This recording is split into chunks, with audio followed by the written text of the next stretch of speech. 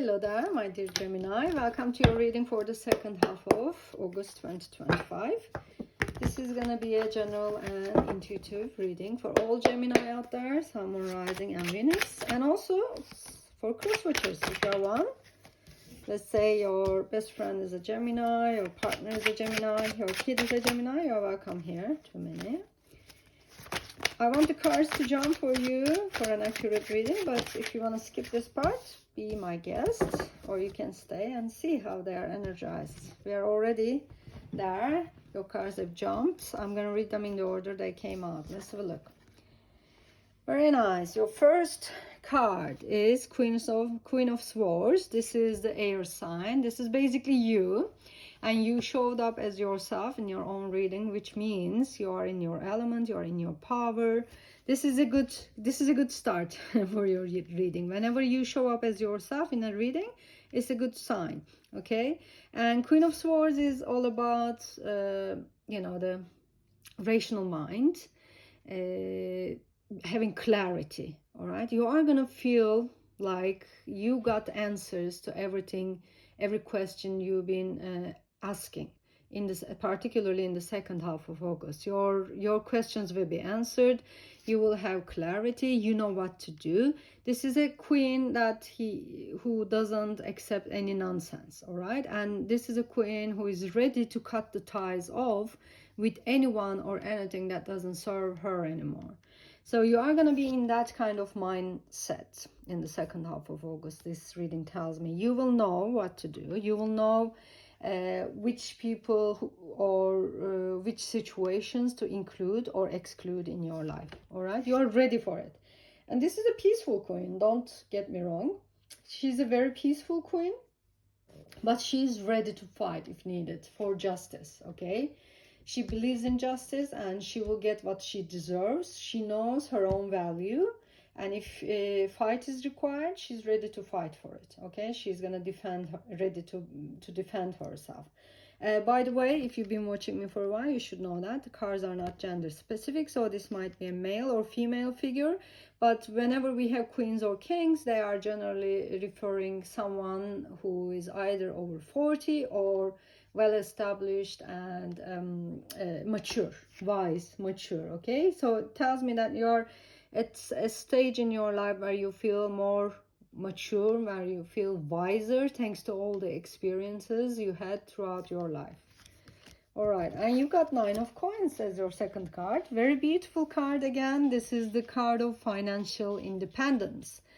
So it tells me that, look how happy he is, you know. He planted his seeds, he worked hard, and his hard work paid off. So he's collecting the fruits of his labor, okay? His hard work. Your hard work is gonna pay off. You are gonna feel financially secure, happy, independent. It tells me that you don't need anybody, all right?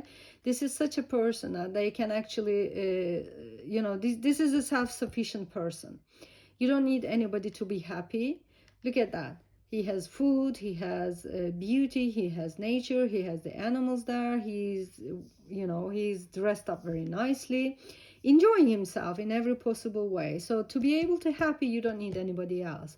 If there is someone in your life, it's because you choose them to be in your life. That's telling me, all right? And a big financial growth and relief is gonna come your way. If you don't feel that way already, it tells me that very soon you are gonna have that feeling, that sensation that you are financially secure. You can take a deep breath now, okay? You've done it. You achieved it.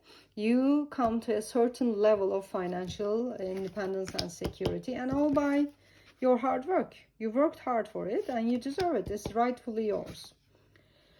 All right, and yet you got 8 of Swords here. 8 of Swords is the card of mental entrapment, okay? Feeling trapped in our own minds, creating all these anxieties, worries, stress in our life by thinking or overthinking or overanalyzing. Look at that.